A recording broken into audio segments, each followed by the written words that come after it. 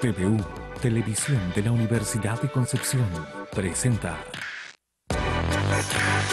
Medios UDEC.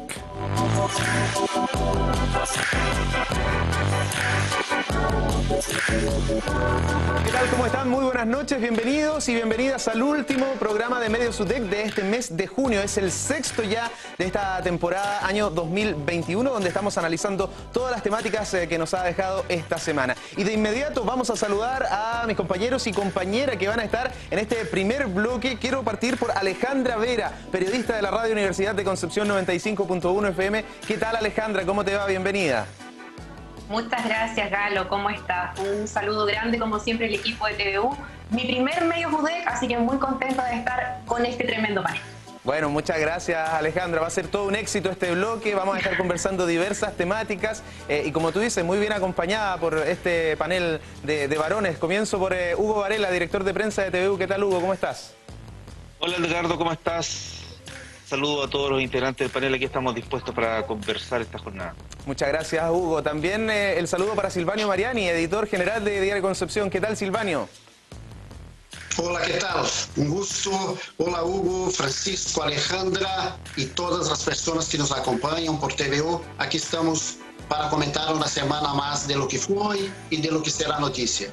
Y cerramos con Francisco Martinich, director del diario y la radio La Discusión de Chillán. ¿Cómo estás, Francisco? Hola, Galo, buenas tardes, saludos a los compañeros y compañeras del panel y a la audiencia, por supuesto, de Medios UDEC. Bueno, tenemos hartos temas que comentar, bien digo, y vamos a comenzar por el estado de excepción, porque ha sido uno de los temas que se ha tomado la agenda esta semana, la renovación propuesta por el gobierno y la discusión en torno a la efectividad de aquello. Hugo Varela, es uno de los temas que queremos analizar en este Medios UDEC. Sí, se sabía que iba a ser que se iba a producir una discusión en el Congreso a propósito de que los propios partidos que apoyan al presidente de la República hayan manifestado algunas situaciones complejas, digamos, le pidieron algunas cosas para aprobar el estado de excepción o la ampliación del estado de excepción. Finalmente esto se aprobó de igual forma, se aprobó por 93 a favor, 38 en contra en la Cámara de Diputados. Fíjate que esos 38 votos en contra, 23 eran de parlamentarios que uno entiende apoyan al Ejecutivo, pero que en esta oportunidad no lo hicieron. Y en el Senado, bueno, pasó rápidamente, 26 a favor, 12 en contra. Es una ampliación al estado de excepción hasta septiembre.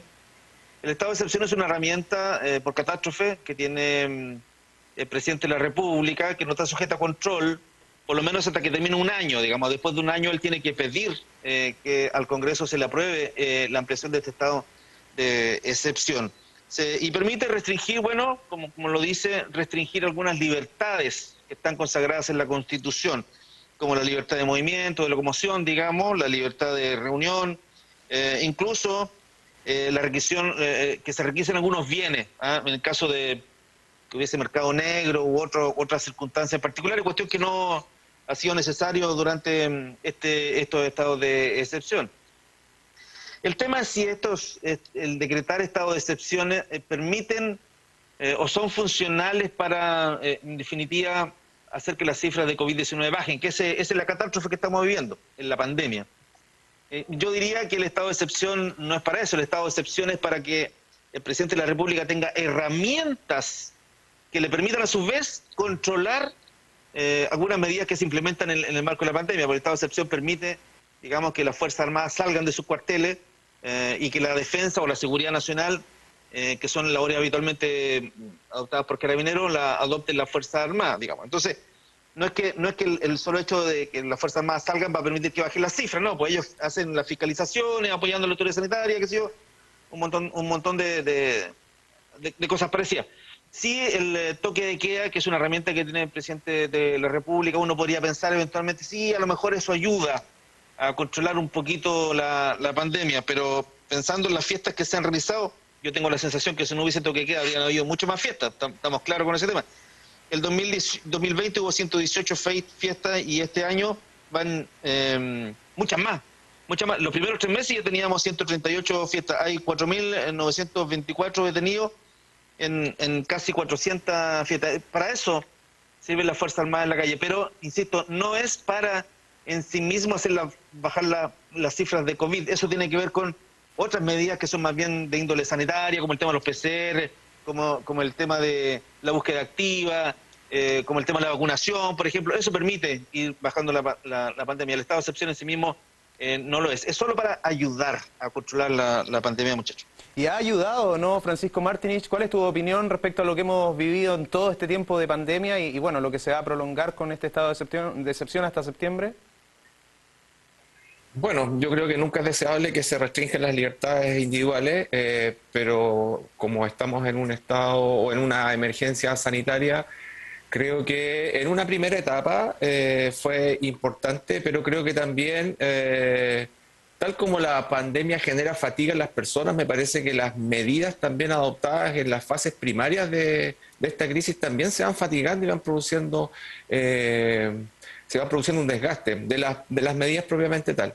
En el caso del toque de queda, la verdad es que yo lo he seguido más que nada desde la perspectiva de la comunidad. Nosotros pusimos esta pregunta tanto en nuestras plataformas digitales como en la radio. Y en la radio hicimos la pregunta, lo mismo que en plataformas. Y está dividida justamente en esta suerte de dicotomía que hay entre las libertades individuales y la sensación de mayor seguridad que otorgan medidas como el toque de queda a las personas, donde justamente esa justificación es la que esgrimen para apoyar la extensión del estado de excepción.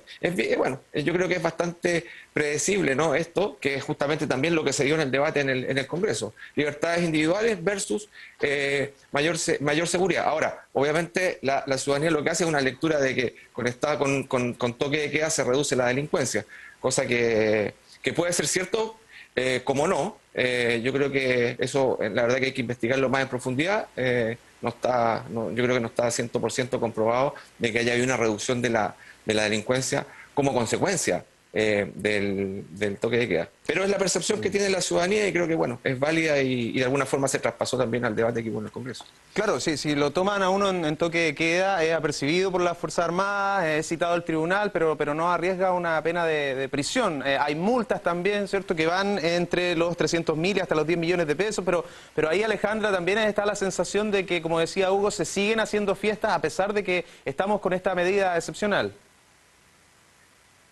Sí, la verdad es que es complejo, Galo. Yo creo que a estas instancias evaluar realmente cuáles son los factores determinantes para que, a pesar de que llevamos más de 1 año y medio en esta situación de pandemia, los casos parecen bajar levemente, pero siempre hay algo que nos pone contra la espada y la pared. Recordemos que ayer se confirmó también este nuevo caso de Delta, entonces no sabemos realmente cómo va a responder finalmente la ciudadanía. Yo creo que hay un tema que ustedes han tratado antes en Medios UDEC que tiene que ver también con cómo se han transmitido los mensajes y la comunicación de riesgo de la real situación que existe en Chile.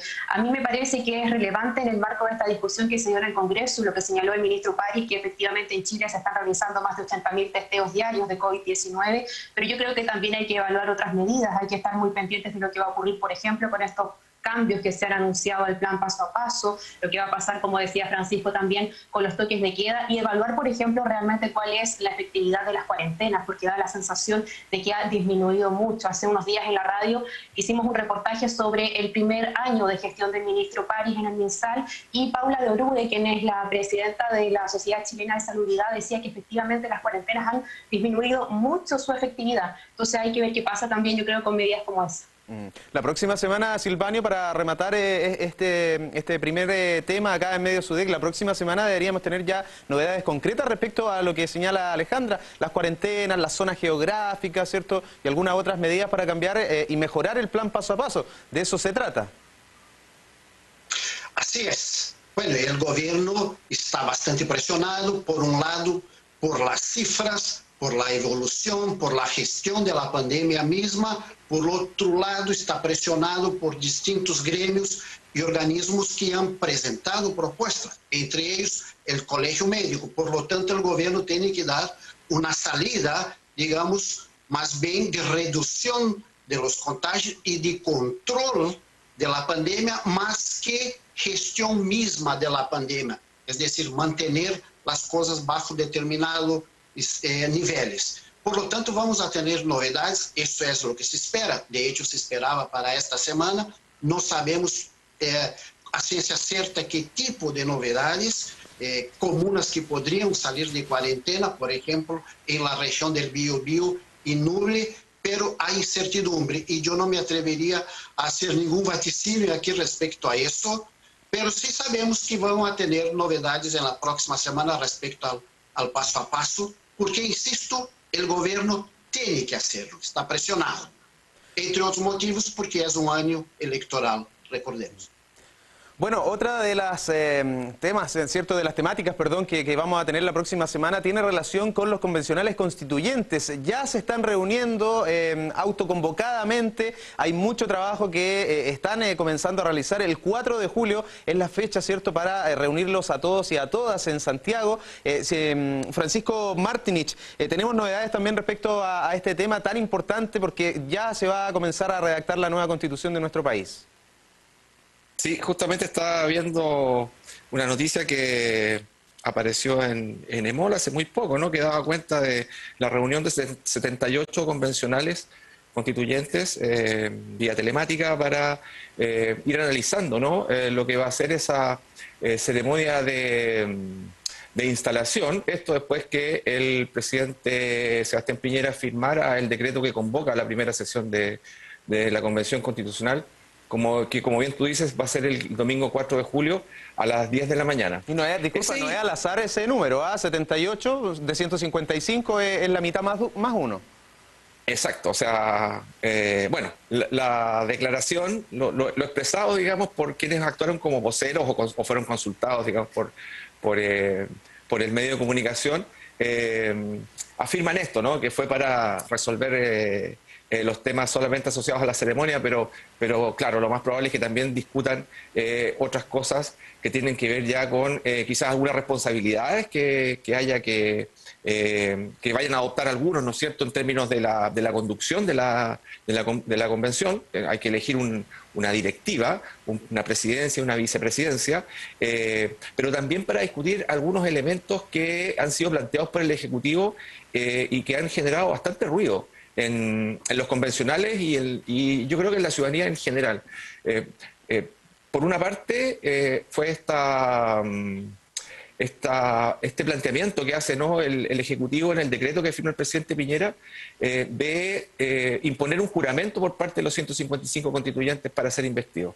Que eso la verdad que no estaba considerado y la verdad que fue visto como una suerte de intromisión, de búsqueda de protagonismo por parte del Ejecutivo, que generó, como digo, una tensión anticipada. No fue como una buena entrada de parte del presidente en esta materia al imponer este tema.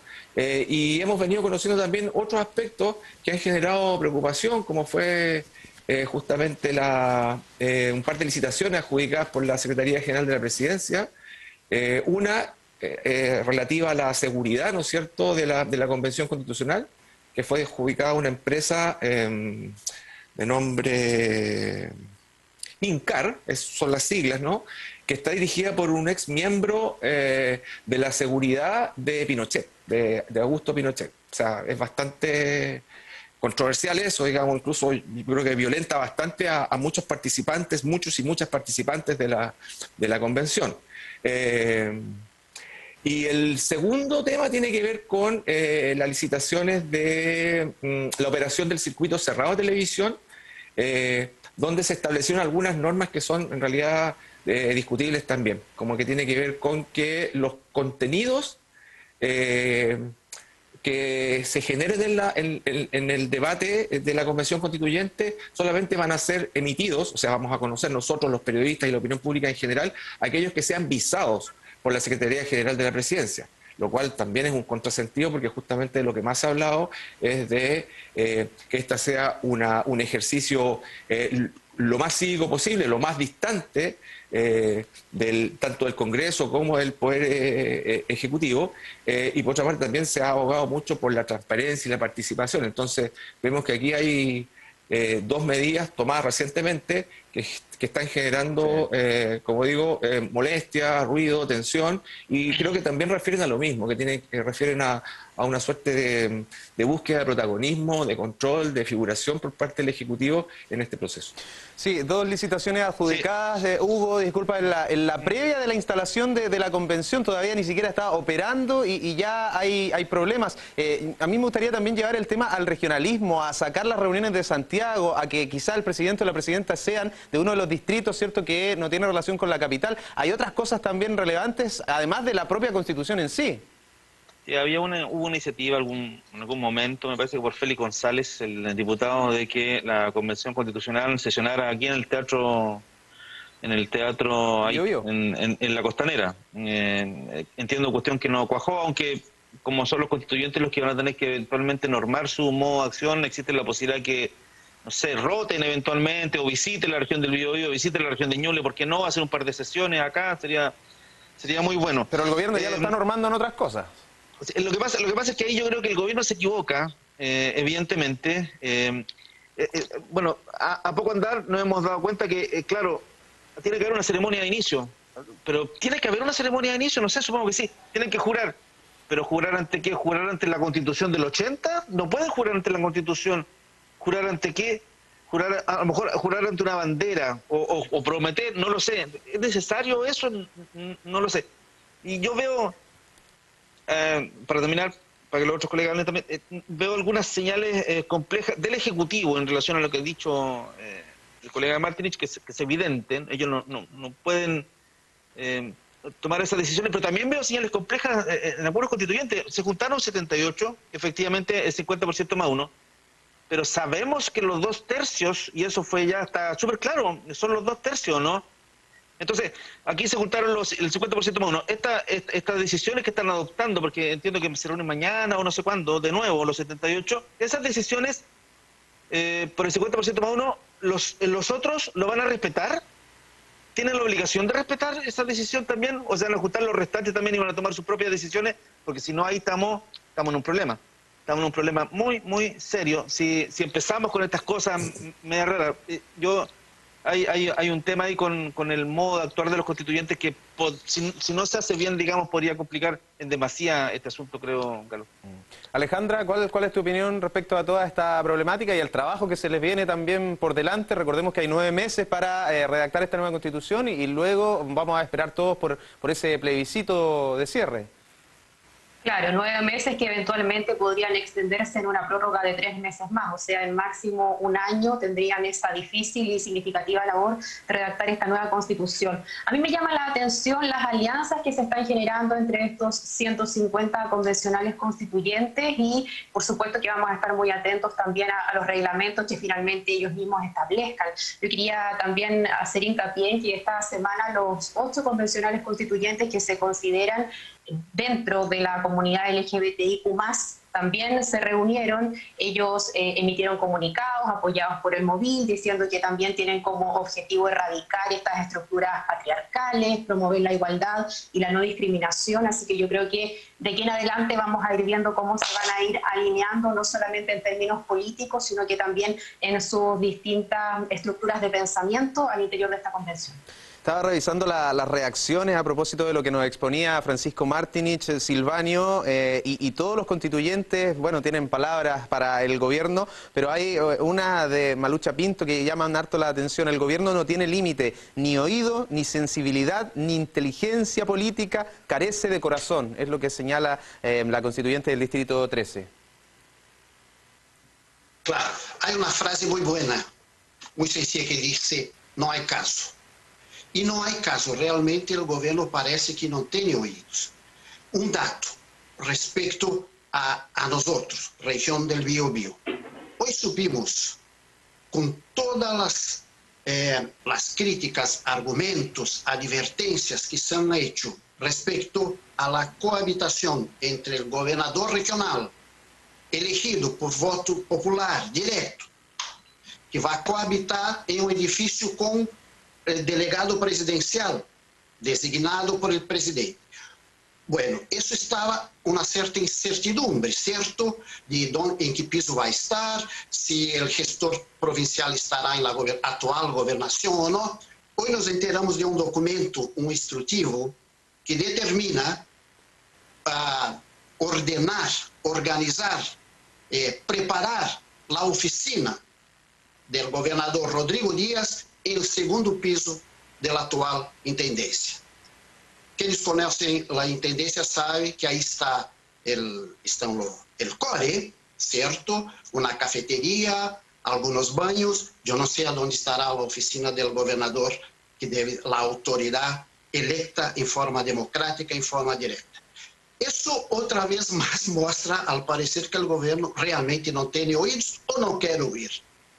Y se toma medidas en base a un supuesto ahorro presupuestario, cuando el gobierno regional gastó más de 100 millones de pesos en reparaciones. ¿Dónde está el ahorro? Y además por un par de meses, ¿cierto? Porque tenemos una elección en noviembre. Por lo tanto, el panorama podría cambiar. Realmente tiene razón los tweets del gobierno, al parecer no tiene oídos o no quiere oír. Pero eso significa, perdón, que el sillón actual del intendente lo va a ocupar el delegado y que Rodrigo Díaz, que el gobernador electo democráticamente, va a ocupar una oficina que le van a crear por ahí. ¿Eso es? El segundo piso de la actual intendencia. Y la actual oficina, el sillón... Y la actual oficina, el sillón del intendente, hoy día Patricio Cun, ¿eso lo va a seguir ocupando el delegado, supongo? No sabemos todavía. Yo creo que sí va a ser. Hasta hace pocos meses el organigrama no existía la figura del gestor provisional. El organigrama del gobierno regional de febrero sí ya constaba la figura del gestor provincial. Por lo tanto, podremos tener otras novedades con el paso del tiempo. Bueno, donde va a haber novedades también es en los municipios, porque la próxima semana ya asumen los nuevos alcaldes, alcaldesas, concejales, concejalas. Alejandra Vera, hay ceremonias vía streaming, hay algunas semipresenciales, aforos reducidos, todas las medidas sanitarias. Coméntanos un poco respecto a esta temática que va a tener, ¿cierto?, a estas autoridades por 3 años y 6 meses en el cargo. Claro que sí, Galo, ya se están preparando. Este 28 de junio asumen oficialmente los nuevos alcaldes, alcaldesas y también concejales en todo nuestro país. En el caso de la región del Biobío son 33 las alcaldías, así que vamos a estar muy atentos a lo que ocurra desde el lunes. Como tú dices, hay ceremonias desde distintos tipos, algunas presenciales, otras online, pero sin duda uno de los desafíos que se viene para estas nuevas autoridades de los gobiernos locales tiene que ver precisamente con la gestión de la pandemia, porque esto implica que tengan que instalar también rápidamente sus gobiernos locales, porque hay medidas que son urgentes y que por supuesto la ciudadanía no puede esperar. Yo creo que muchos de ellos se estarán preguntando, precisamente los que representan a los municipios más pobres, más alejados o más rurales, si efectivamente va a haber disposición, por ejemplo, de algún personero del gobierno central de recibirlos, bien digo, cuando ellos requieran más recursos, considerando lo escasos que son los presupuestos y lo necesarios que son en tiempos de pandemia, cuando evidentemente aumentan las necesidades de la población, porque no es solamente una crisis sanitaria, esto también repercute en temas económicos y sociales. Entonces ahí hay que tener en cuenta que estos nuevos alcaldes y alcaldesas seguramente van a tener que demostrar su capacidad técnica, pero también su historia y experiencia política para dar demanda a las respuestas de la ciudadanía. Van a tener que conocer... ¿Perdón? Sí, no, continúa, Alejandra. Sí, no, digo que también creo que va a ser relevante que conozcan bien no solamente cada rincón de sus territorios para dar prioridad y respuesta a los temas de la pandemia, sino que tienen que conocer muy bien, por ejemplo, cómo funciona el aparataje estatal, los programas gubernamentales y los ministerios, porque de esa manera van a poder obtener también recursos a través de los proyectos que salen desde el aparataje estatal, recordando siempre, como ya decía, que los presupuestos son muy limitados y que actualmente en el sistema que tenemos hoy en día los municipios tienen muy pocas maneras y medios para poder conseguir recursos directamente. Me parece que dentro de las tareas principales que tienen los nuevos alcaldes y las nuevas alcaldesas está, por supuesto, tener un rol protagónico en el manejo de la pandemia. Esto quiere decir seguir incentivando la vacunación, por ejemplo.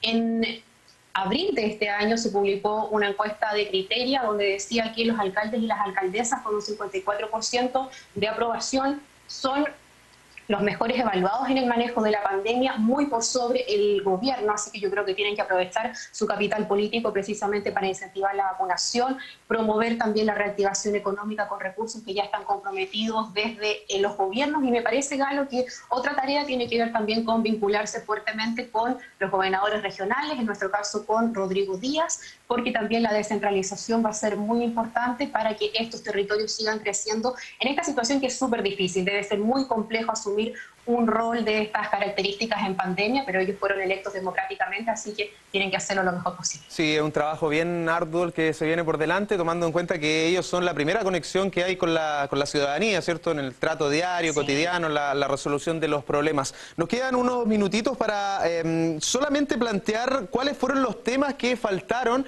en los debates presidenciales. Tuvimos esta semana 2 debates de Chile Vamos y de Apruebo Dignidad, candidatos, ¿cierto?, de esas coaliciones. Sin embargo, a raíz de muchas críticas en redes sociales, donde señalan, ¿cierto?, que faltaron temas importantes, queremos plantearles a ustedes cuáles creen que fueron los temas que faltaron en estos debates. Comienzo por ti misma, Alejandra, a ver.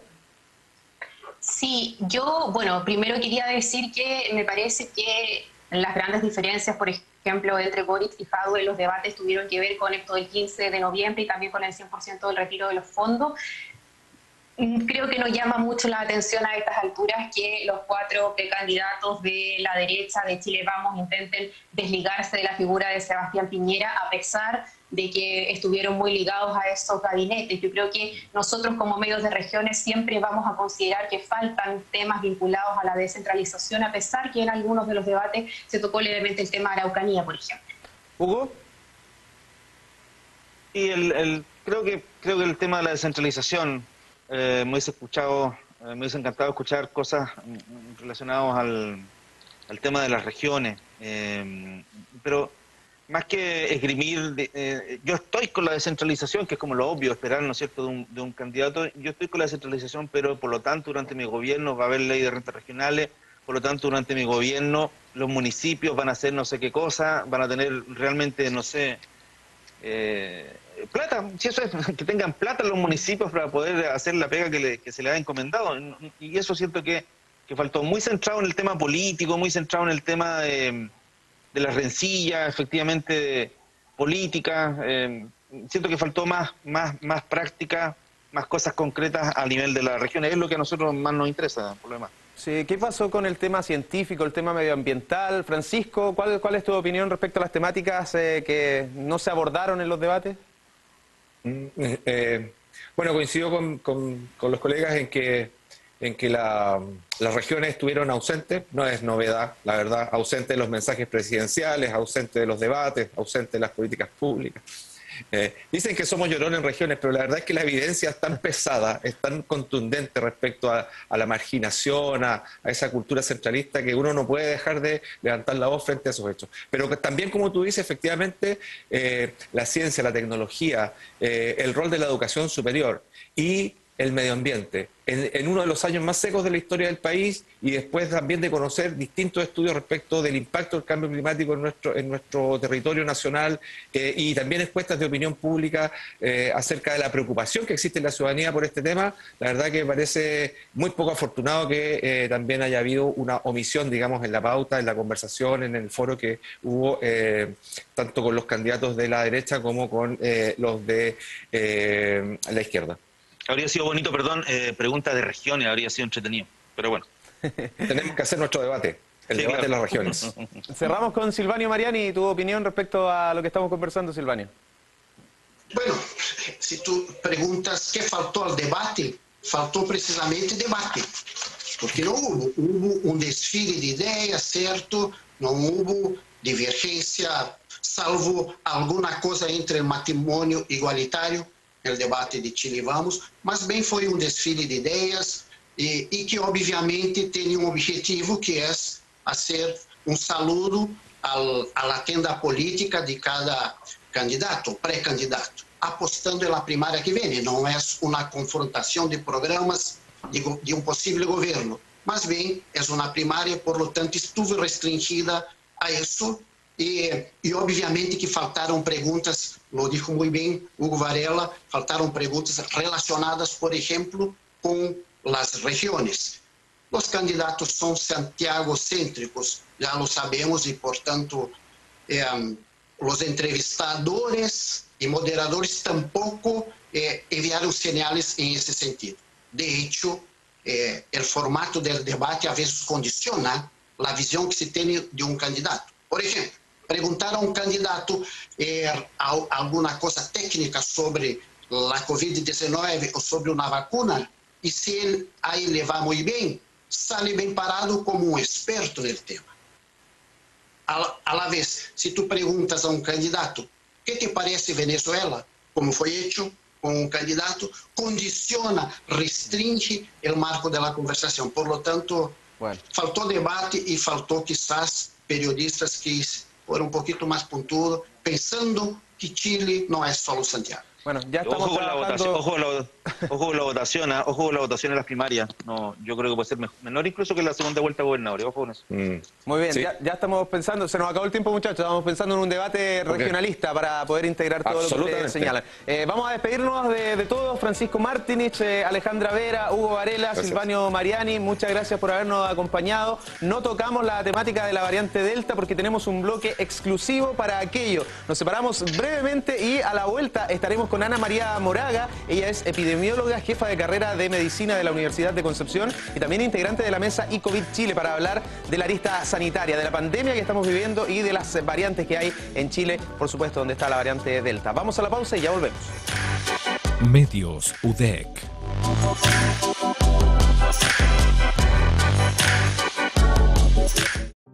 Ya ha pasado justo un año desde que comenzamos por primera vez a enseñar a distancia. Y al igual que muchos, aún pienso en aquella postal habitual de comienzos de año en la UDEC, con los campus llenos de estudiantes, una postal que esta pandemia nos quitó. Desde luego que ver sus caras en el Zoom no es lo mismo que estar en la sala de clases, pero en un periodo que parece detener el tiempo, el año más difícil para enseñar es también el año en que más hemos aprendido. Aprendimos a cuidarnos, a trabajar desde casa y a gestionar el tiempo para estar con nuestras familias. Aprendimos que para estudiar a distancia necesitábamos la ayuda de muchos compañeros que nos hicieron más fácil este proceso y que cuando surgen necesidades podemos contar con el apoyo de la comunidad, sin importar las condiciones. Como ven, a distancia no solo hemos dictado clases, sino que también hemos recibido orientación y consejos para cuidarnos, hemos realizado ejercicios para mantenernos en forma y hemos asistido a seminarios y conversatorios para saber de autocuidado, entre tantas otras cosas que tenemos que seguir aprendiendo. Las plataformas Zoom o Teams, que nos sonaban como algo tan lejano hace unos meses, hoy son la forma de mantener el contacto con nuestras compañeras y compañeros. Esta pandemia nos ha arrebatado muchos momentos inolvidables. Esas festividades que servían para reunirnos como familia UDEC, las vivimos desde lejos. La última Navidad la celebramos a través de WhatsApp, y aunque no es lo mismo que antes, logramos estar juntos. Con el confinamiento, pensamos que no volveríamos a saber de nuestros músicos en un buen tiempo, pero a las pocas semanas ya disfrutamos del primero de muchos conciertos online de la orquesta y coro de nuestra universidad. No es lo mismo que estar en un teatro, pero desde casa aplaudimos con fuerza sus presentaciones y pudimos conectarnos de una manera distinta con los artistas detrás de las obras. Ver que el mundo está cambiando tanto y quedarnos sin hacer nada no es nuestro estilo. Superando todos los obstáculos, logramos levantar muchas iniciativas para ir en ayuda de la salud de las y los chilenos. Nos conectamos más que nunca con colegas de todo el mundo para poner nuestro conocimiento y el de nuestros estudiantes al servicio de la ciudadanía. Como todos, tenemos miedo al COVID, pero eso no nos ha paralizado. Nunca la adversidad nos ha detenido. La universidad fue fundada con el esfuerzo de muchas y muchos ciudadanos y ahora somos una comunidad gigantesca que ha logrado mantenerse trabajando en conjunto. Somos UDEC, una comunidad que crece, que innova, que transforma, que integra, que crea, que incluye y que avanza. Y todo ello es porque a poco más de un año de iniciado el distanciamiento físico, seguimos juntos haciendo frente al reto más grande de nuestra historia. Y estoy segura que entre todas y todos saldremos adelante.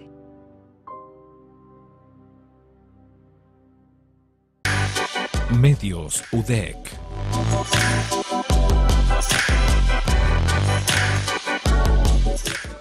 Ya estamos de regreso en Medios UDEC a través de las pantallas de TVU y queremos saludar de inmediato a nuestra invitada, lo habíamos adelantado, epidemióloga, jefa de carrera de medicina de la Universidad de Concepción, integrante además de la mesa de COVID, profesional de nuestra casa de estudios que siempre está dispuesta a resolver todas nuestras dudas. Ana María Moraga, ¿cómo le va? Muchas gracias por su disposición. Edgardo, muy bien, muy buenas tardes. Muchas gracias por acompañarnos, al igual que Tabita Moreno, está de regreso, la directora de comunicaciones de la Universidad de Concepción, nos va a acompañar en este segundo bloque. Bienvenida, Tabita, qué gusto tenerte nuevamente en Medios UDEC. Hola Edgardo, muy buenas tardes. Hola Ana María, muchas gracias por atender a nuestra invitación. Hola Javier. Claro que sí, Javier Saludar Cisterna. También a todos los espectadores, a quienes nos siguen esta noche en el programa. Por supuesto, Tabita. Ya lo adelantaba, Javier Cisterna, editor del sitio noticias.udec.cl. ¿Qué tal, Javier? Bienvenido. Muchas gracias, Galo. Todo muy bien. Un saludo afectuoso también para Ana María y para Tabita.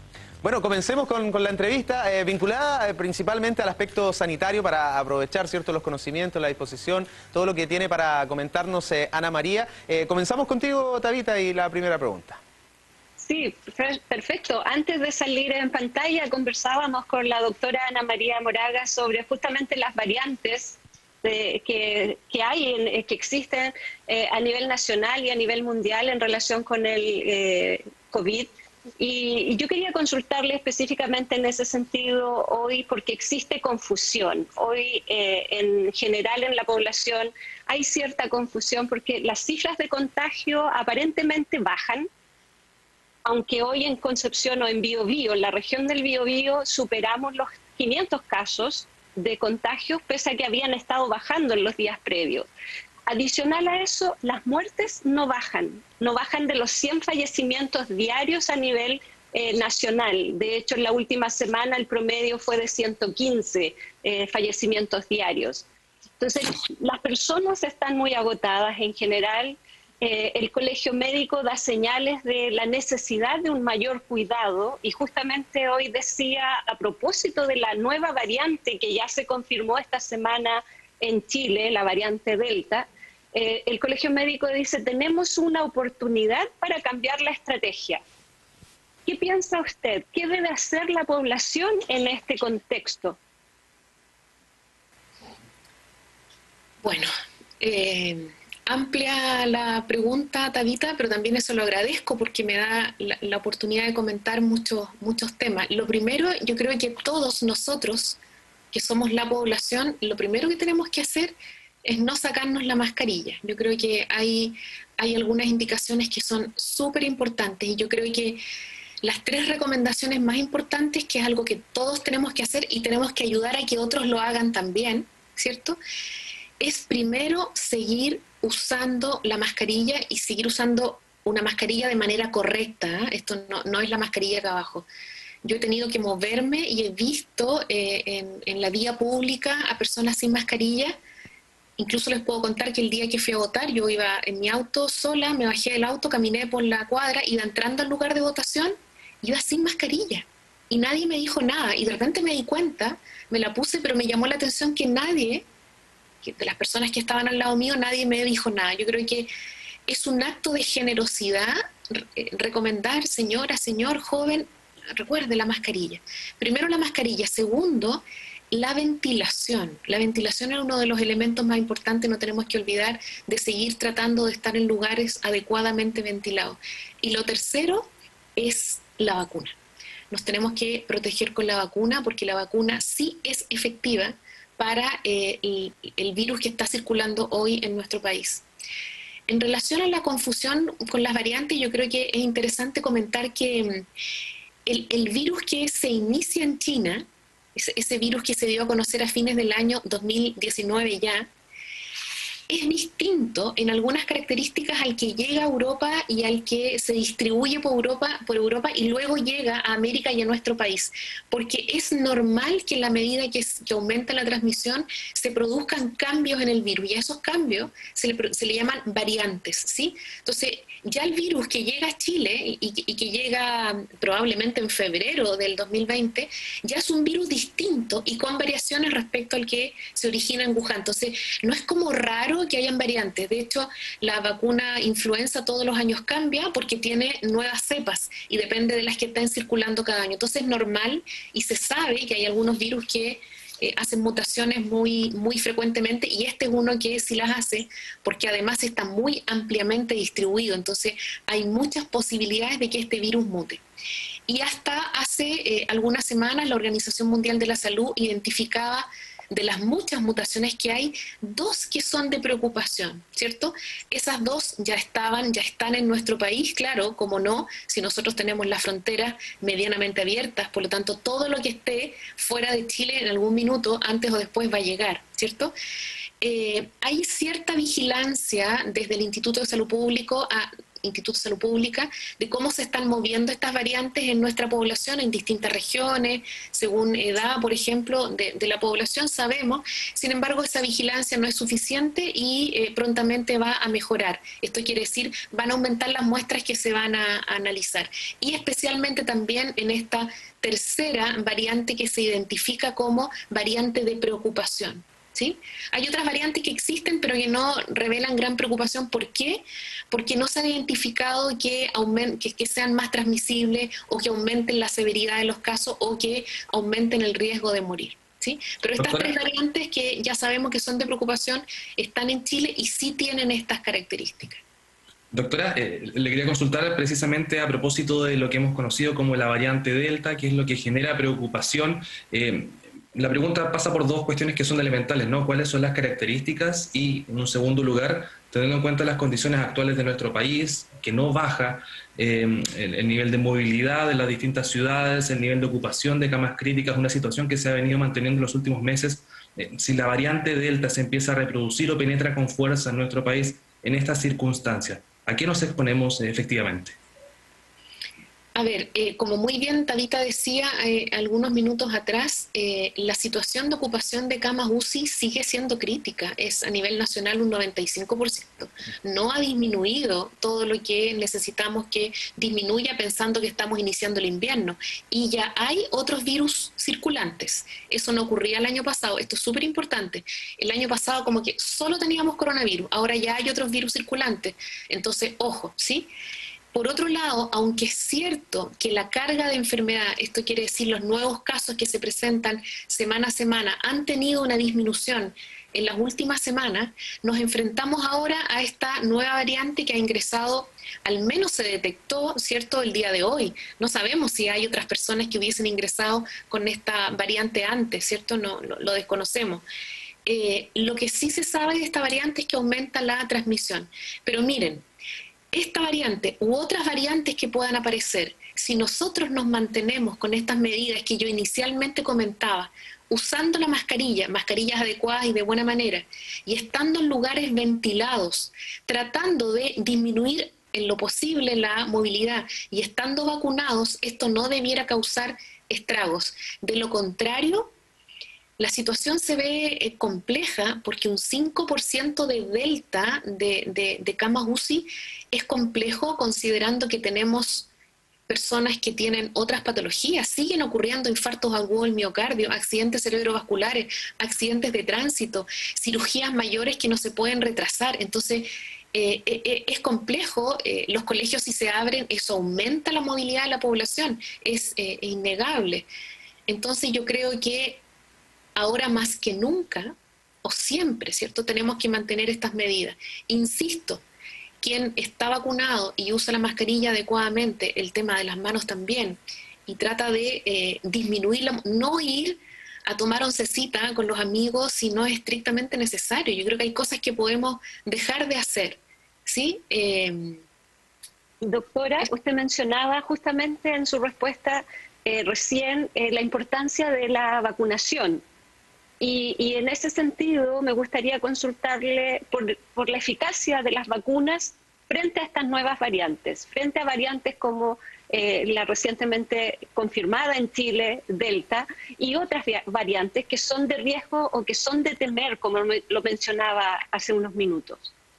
A ver, lo que en estos pocos meses se ha podido levantar como evidencia, porque también es importante tener eso en consideración.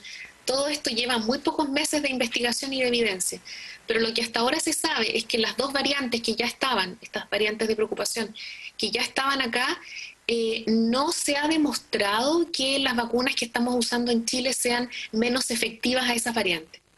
¿Sí? Hasta este minuto no se ha demostrado que nuestras vacunas sean menos efectivas. Esta tercera variante que está recientemente ingresando, la verdad es que aún no hay evidencia, no nos podemos pronunciar, ¿cierto? Por lo tanto, el mensaje sigue siendo, una de las mejores cosas que podemos hacer es vacunarnos. ¿Y qué pasa, doctora, con estas informaciones que hemos venido conociendo, o tal vez que no son informaciones, pero que circulan como tal y son opiniones respecto a una cierta o un ideario de calidad de las vacunas? Sabemos que en nuestro país la mayoría de las personas han sido inoculadas con la vacuna, con la CoronaVac, ¿no?, del laboratorio Sinovac. ¿Cuál es el llamado de su parte? ¿Cuál es el llamado desde la voz experta cuando se empiezan a comparar las vacunas y cuando nosotros queremos que la gente, sobre todo ahora que les toca a los jóvenes, se siga vacunando? No hay una vacuna mejor que la otra, lo importante es vacunarse. Ya habrá tiempo más adelante para hacer algún tipo de cálculo o de análisis respecto a las vacunas como tal. ¿Cómo lo plantearía usted, ¿no?, también para ahuyentar esas voces de alerta o esas voces que a veces suelen ser un poco irresponsables, sobre todo cuando ahora necesitamos, como usted bien decía, la mayor responsabilidad de todas las personas? Bueno, desde la academia y sin tener ningún conflicto de interés respecto a la industria farmacéutica, lo que yo puedo decir es que todas las vacunas que están disponibles hoy en nuestro país son efectivas, todas, ¿sí? Hay algunas diferencias, pero las diferencias es como me saco un 6.7 o me saco un 6.9. Son muy buenas. Las vacunas que tenemos disponibles son muy buenas. Las variaciones no van en que si una es buena o es mala, ¿sí?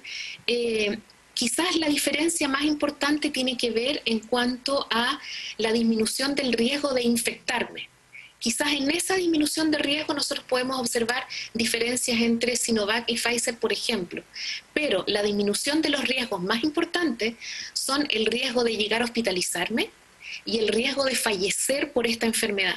Y esos riesgos son, o esas disminuciones de riesgo, son igualmente buenos para todas las vacunas. Yo creo que ese es un mensaje súper importante. Sí, disculpen, quería intervenir para complementar lo que está señalando la doctora Moraga. Hoy habló el director del ensayo clínico de Sinovac en nuestro país y señaló lo siguiente, doctora: en otros países, en particular en China, ya se han evaluado el nivel de reactividad de los anticuerpos que genera Sinovac contra la cepa Delta y hay primeros resultados que muestran cierto nivel de reconocimiento. Así que eso es una buena noticia, ¿cierto? Señala además la experiencia que ha tenido Indonesia y China, que han sido azotados en diferentes zonas por la variación Delta y efectivamente lo que usted señala es, yo creo, lo primordial, es algo a destacar, insistir en que no se previene el contagio, pero sí la protección de la enfermedad grave y la muerte. Yo creo que ese es el mensaje también como medio de comunicación que debemos seguir entregando a la ciudadanía.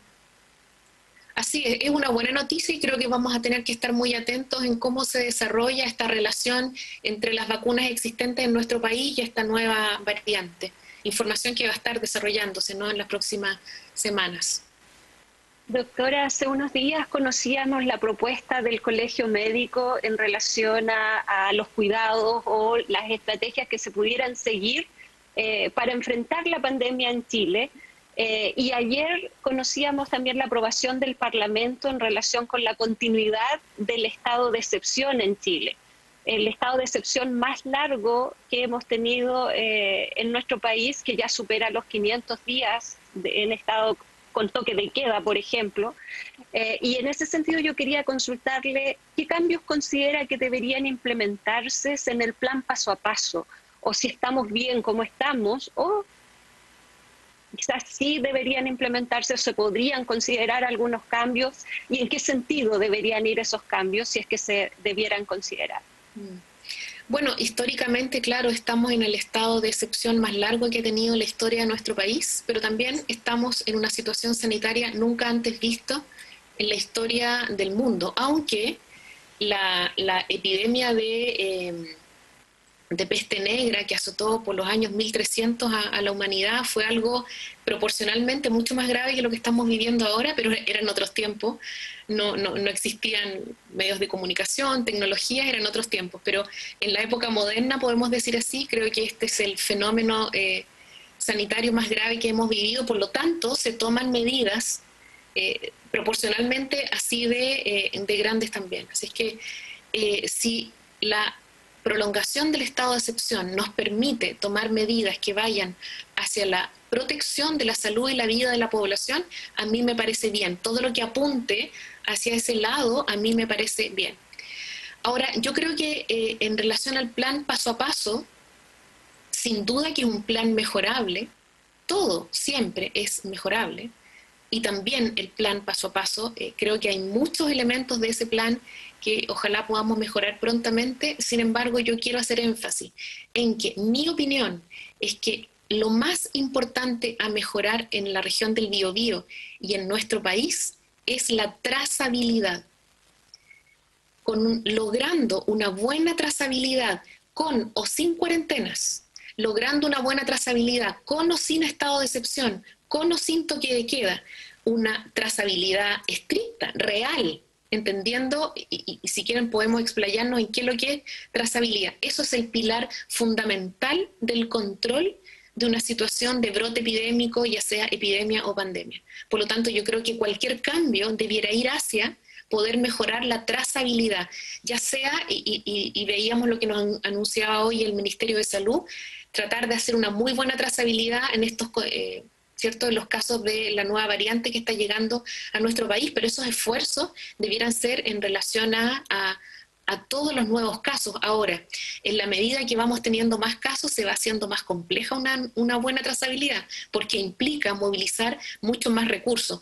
Creo que esta medida debió haber sido la primera y más profundamente habilitada e implementada en nuestro país, y no lo fue. Y no lo fue.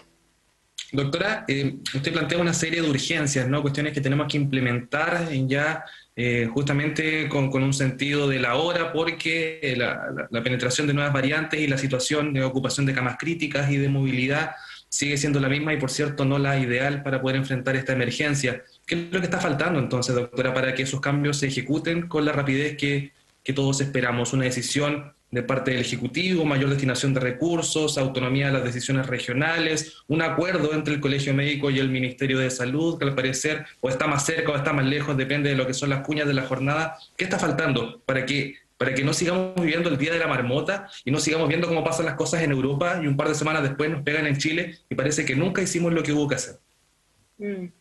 Gran pregunta. Gran pregunta. Yo creo que sin duda acá necesitamos recursos. Yo no sé si están o no podría aventurarme a opinar al respecto, pero quizás una mejor distribución de los recursos. Yo creo que hay dos áreas en las que hay que trabajar rápidamente, que son urgentes. El aumentar la cobertura de vacunación. Piensen ustedes que aún el 30% de la población que más se mueve, de la población que más se enferma, de la población que está económicamente activa, que son entre 18 y 50 años, aún hay un 30% que no recibe ni siquiera la primera dosis. Entonces ahí hay un trabajo muy importante que hacer. Quizás necesitamos recursos para acercar esa vacuna a la población, ir a las empresas, ir a los lugares de trabajo, pero también necesitamos, ¿cierto?, que cada individuo tome la decisión de protegerse y proteger a los que los rodean. Entonces hay decisiones individuales, hay decisiones familiares. Como familia, llamar a mis tíos, a mis abuelos, a mis primos, se vacunaron, te llevo, te ayudo.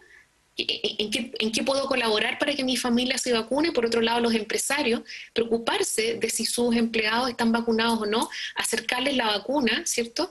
Decisiones regionales que tengan que ver con la administración de los recursos libremente para poder mejorar esta cobertura. Y por otro lado, insisto en los recursos que necesitamos para hacer una buena trazabilidad. Pero también la trazabilidad no es posible hacerla bien si la población no coopera. Si yo soy un caso, ¿cierto?, tengo que ser responsable y generosa con la comunidad y decir cuáles son mis contactos. Ahí ha ocurrido, ¿cierto?, a nivel de población, no digas que soy tu contacto porque si no voy a tener que hacer cuarentena, como si fuera algo malo. Al contrario, es protegernos. De esa manera vamos a poder lograr que esto termine pronto, que es lo que todos queremos, ¿sí? Así que son decisiones a todo nivel, son esfuerzos a todo nivel y son diálogos a todo nivel, con mi familia, con mis vecinos, con mis compañeros de trabajo, con las autoridades, colegio médico, ministerio, necesitamos diálogo, pero tomar acciones y no tratar de ser protagonistas o no, sino que actuar. Sí. Doctora, y para ir cerrando, ¿no? Porque entiendo que estamos a punto de culminar con nuestro programa, hemos observado variación de números de casos en la región del Biobío. Parecer algunas personas cantan victoria un martes y después el jueves nuevamente caemos en cuenta de que la situación sigue siendo más o menos la misma. Recuérdenos por qué pasa eso y también cuál es la conclusión correcta que tenemos que ir sacando frente a las variaciones que vamos observando semana a semana. Muy bien, análisis epidemiológico, esto para todos mis alumnos de pre y posgrado. Los análisis epidemiológicos en relación a esta pandemia tienen que ser mirando los promedios semanales. Nunca miremos día a día. Nunca comparemos un domingo con un viernes, ni el lunes con el viernes, porque siempre vamos a estar sorprendiéndonos, ¿sí? Las comparaciones son semanales, por eso es que en ICOVID, en los informes que semanalmente nosotros sacamos en ICOVID, hacemos comparaciones semanales. Y en esas comparaciones semanales es que podemos decir, en relación a la semana anterior disminuimos un 10% y en relación a 15 días atrás hemos disminuido el número de casos promedio semanal a nivel nacional un 22%. ¿Por qué ocurren estas diferencias día a día? Porque claramente durante el fin de semana tenemos menos capacidad de laboratorio funcionante. Eso es todo, ¿sí?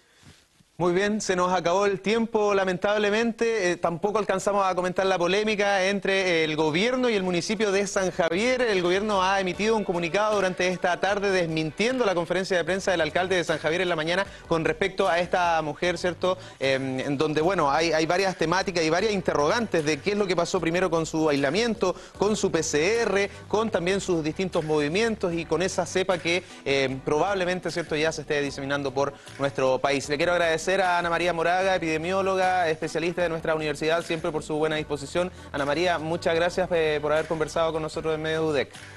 Edgardo, gracias por la oportunidad. Un saludo a todos. Muchas gracias también a Tabita Moreno y a Javier Cisternas, quienes nos han acompañado en este bloque. Hasta la próxima. Hasta la próxima, Edgardo. Muchas gracias. Gracias, Ana María.